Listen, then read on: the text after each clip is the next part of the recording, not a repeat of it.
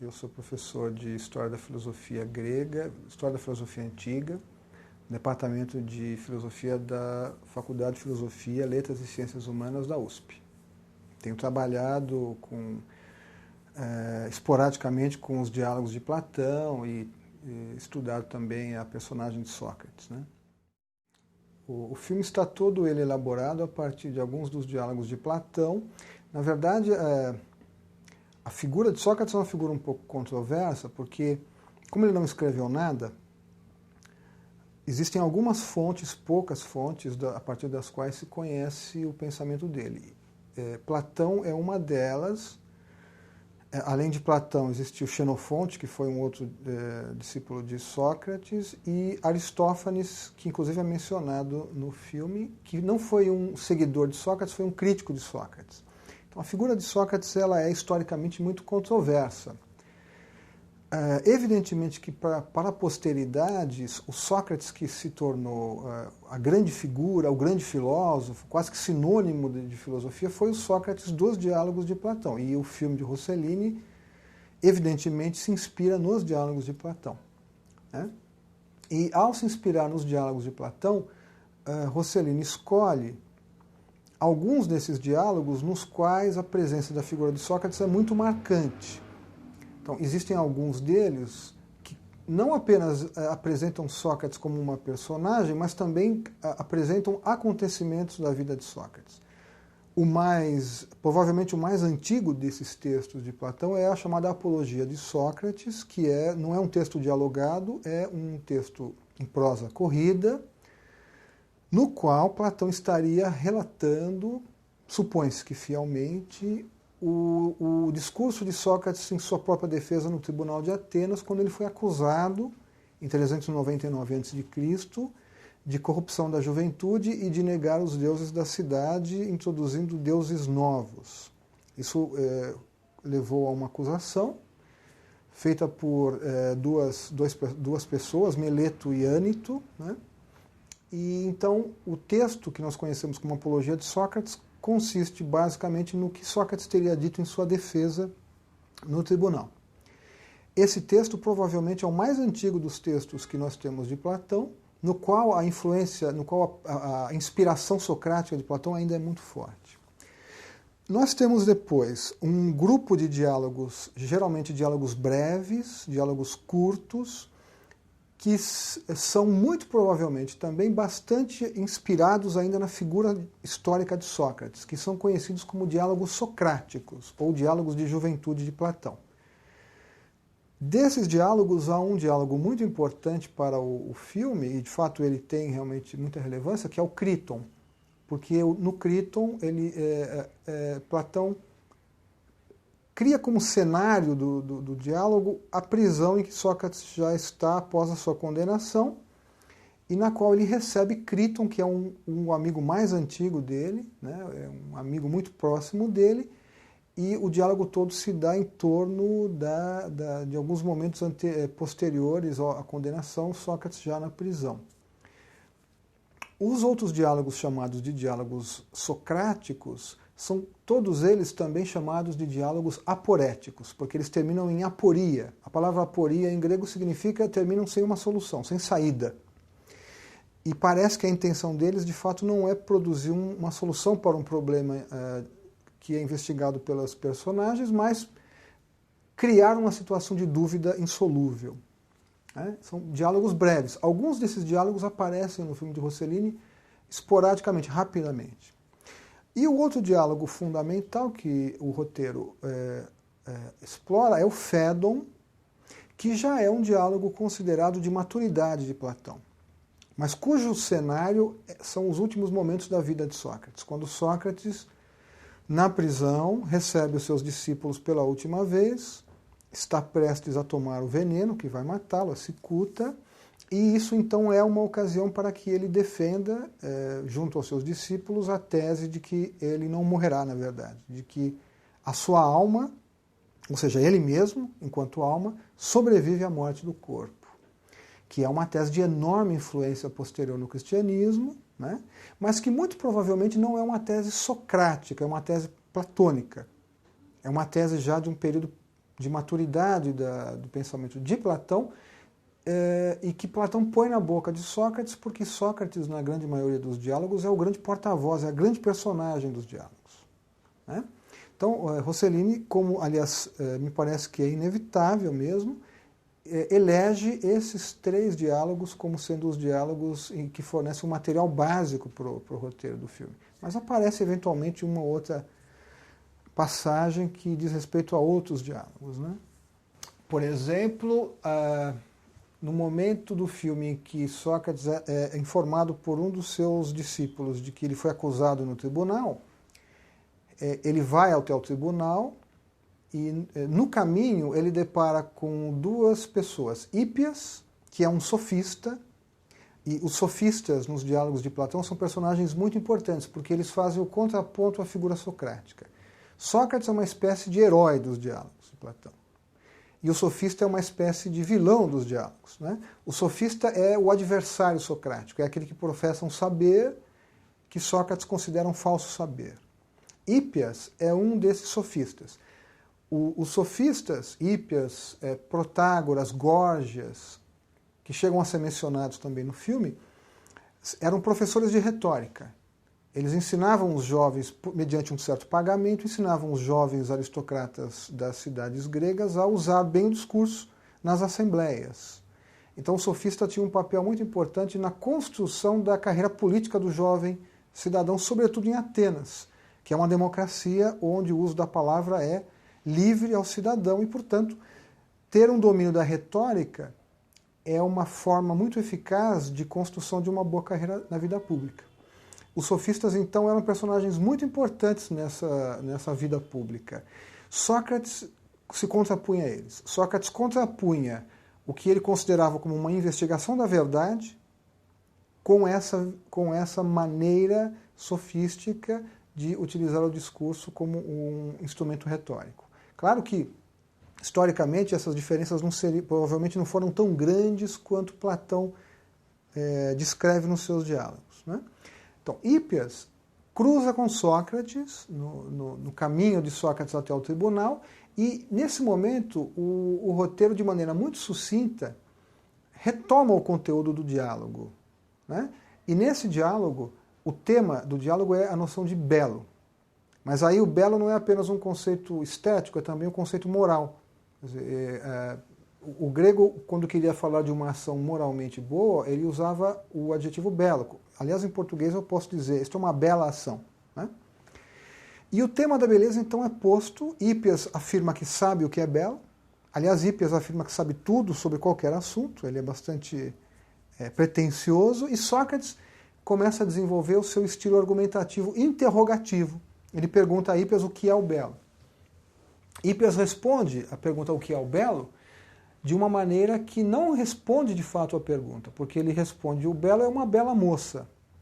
E Sócrates então mostra a ele que uma bela moça não responde à pergunta o que é o belo, porque existem outras coisas belas além de belas moças, belas éguas, e ele chega a dizer belas panelas.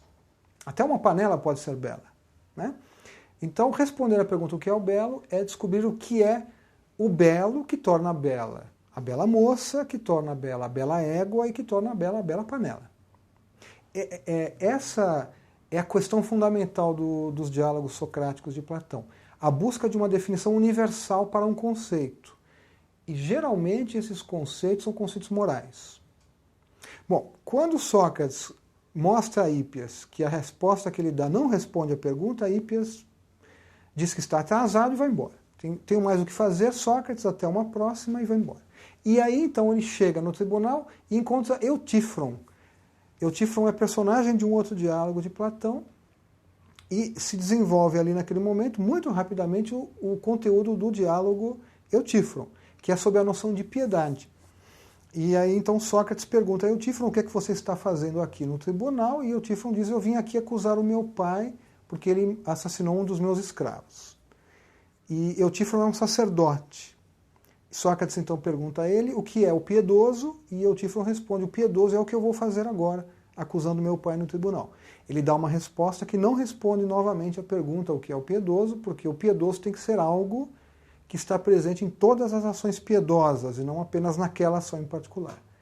Isso em menos de 5 minutos no filme, Rossellini sintetiza e dá ao espectador uma ideia do que teria sido o famoso método interrogativo socrático, que buscava mostrar para o interlocutor que o interlocutor não sabia o que imaginava saber e, ao mesmo tempo, mostrava a esse interlocutor que responder à pergunta o que é um determinado conceito qualquer não pode ser apresentar um exemplo, mas tem que ser o que mais tarde se chamou de uma definição universal. Bom, disso Platão vai tirar toda a sua filosofia pessoal, dessa busca de definições universais, né? Isso muito rapidamente no filme Rossellini introduz, de maneira muito clara, claro que quem conhece os diálogos identifica rapidamente, né, esses diálogos, mas de maneira muito clara e sucinta, apenas no caminho da casa de Sócrates até o tribunal, ele embutiu esses 2 breves diálogos aí, né? Tem um momento também do filme em que Rossellini faz uma associação muito interessante. O Rossellini, o roteirista do filme, quando ele associa a acusação que Sócrates recebe no tribunal a uma ideia que aparece num diálogo posterior, que é o Fedro, que já é um diálogo de maturidade de Platão, no qual Platão faz uma famosa crítica à escrita, valorizando a oralidade.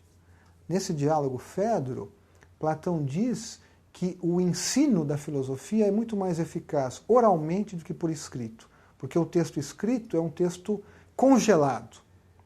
Ele é incapaz de reformular-se, ele está fixo, enquanto que a oralidade, a palavra oral, na sua flexibilidade, permite uma correção, uma reformulação. Isso, na verdade, pode ser visto como um grande elogio do método socrático da interrogação oral. Lembrando que Sócrates não deixou nada escrito. É possível que Sócrates tenha defendido essa tese, de que a oralidade é um instrumento muito mais eficaz no ensino filosófico do que propriamente o texto escrito. Então, isso é uma pequena fala de Sócrates que retoma uma passagem do fim do diálogo Fedro, que também é um diálogo de maturidade de Platão, né? Então, basicamente, eu acho que são esses os diálogos que aparecem com clareza. Aparecem certas teses socráticas que estão espalhadas pelos diálogos. Por exemplo, Sócrates teria defendido nos diálogos de juventude de Platão a tese de que a virtude moral é um tipo de conhecimento. E que quem detém o conhecimento do que é uma virtude, por causa desse conhecimento, dessa posse desse conhecimento, agirá de maneira virtuosa. Essa é uma tese muito importante na história da filosofia. A de que a virtude moral, de que a moralidade da ação do indivíduo resulta da posse de um saber que esse indivíduo possui. Por isso, então, é preciso descobrir a resposta à pergunta o que é a virtude, o que é a piedade, o que é a moderação, o que é a justiça, porque somente sabendo o que são essas virtudes se poderá agir virtuosamente. Uma outra tese que Sócrates teria defendido, segundo esses diálogos de Platão, que é uma tese que Platão vai retomar e terá enorme importância na sua filosofia, é a de que há um saber político na cidade que não pode ser diferente de uma competência reconhecida, por exemplo, para um técnico. Então, tem um momento do filme em que Rossellini retoma um argumento usado por Sócrates nos diálogos, que é mais ou menos o seguinte: se nós tivermos que navegar, viajar de navio, ele pergunta ao seu interlocutor, nós vamos escolher quem para pilotar o navio? A resposta é, evidentemente, o piloto de navio. E por quê? Porque nós reconhecemos nele um saber sobre o que é pilotar navios. Nós não vamos pedir ao carpinteiro que pilote o nosso navio. Se nós tivermos que fazer mesas e cadeiras, pediremos ao carpinteiro que as façam, porque ele detém um saber sobre isso. O que Sócrates diz na vida política é a mesma coisa que devemos pensar. Quem deve governar a cidade é quem detém um saber sobre o que é governar a cidade. Assim como o piloto de navio detém um saber sobre pilotar navios.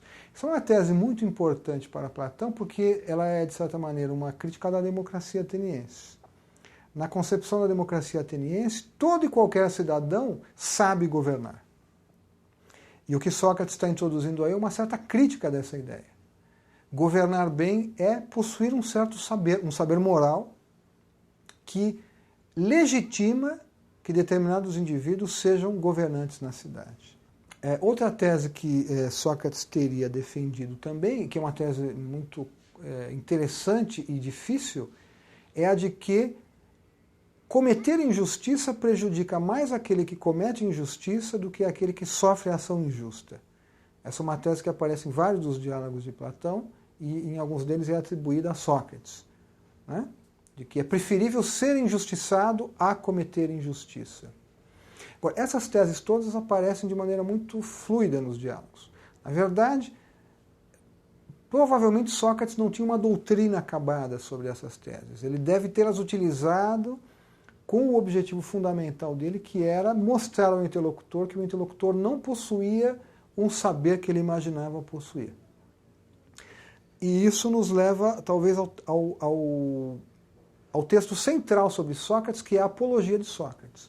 A Apologia de Sócrates, como eu havia dito, ela é um texto de juventude de Platão, no qual ele relata a defesa que Sócrates faz no tribunal. E ali Sócrates tem um episódio famoso, que inclusive Rossellini no filme vai explorar largamente, que é o do oráculo de Apolo.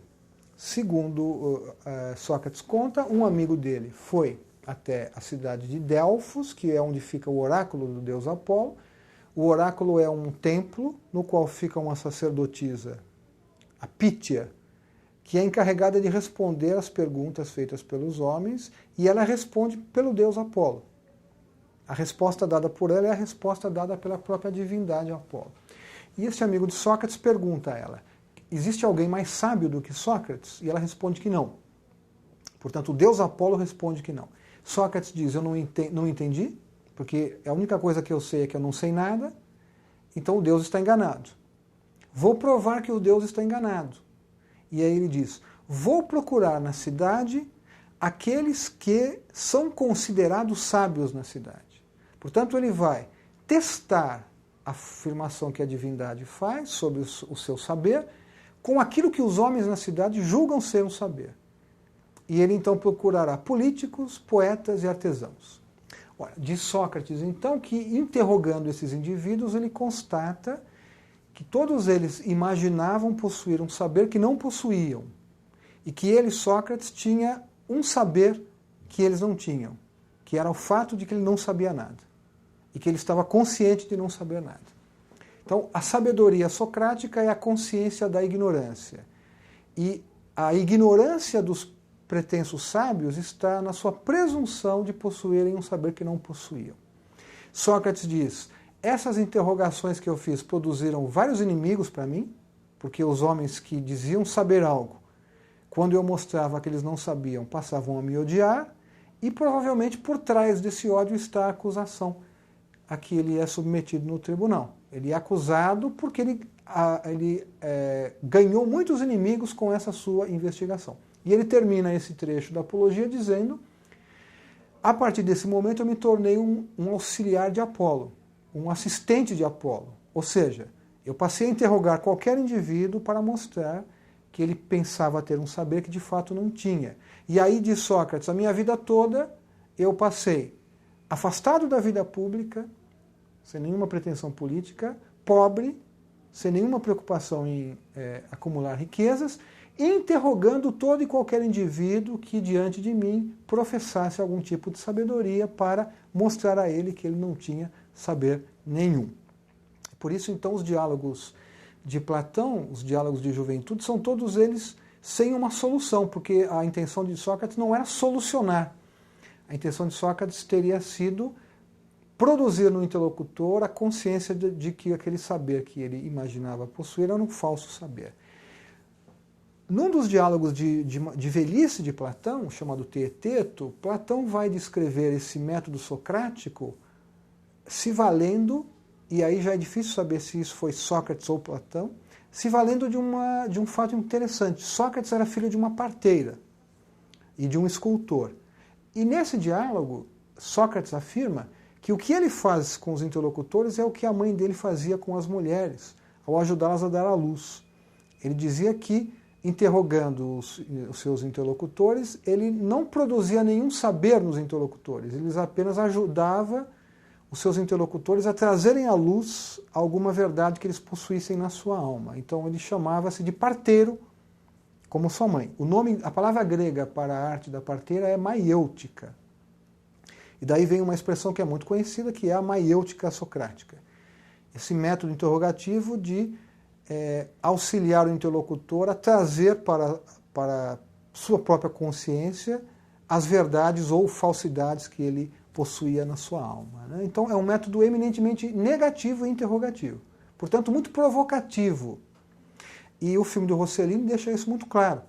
Sócrates raramente responde a alguma objeção com afirmações incisivas. Ele levanta sempre perguntas que levariam o seu interlocutor a se convencer daquilo que ele acha que o interlocutor deve aceitar. É um estilo de filosofia eminentemente interrogativo. Fazer um filme sobre Sócrates na Itália em 1970 e de uma maneira muito, como é que nós podemos dizer, muito sólida, porque é muito evidente que o Rossellini tem uma formação humanista muito rica e que conhece os diálogos de Platão, né? Tem um apelo muito interessante, porque Sócrates se tornou na história da filosofia uma espécie de exemplo paradigmático do intelectual que se contrapõe aos poderes estabelecidos. Algo que é muito forte na Europa da época em que Rossellini faz o filme. Né? Esse tema da relação entre o intelectual e o poder.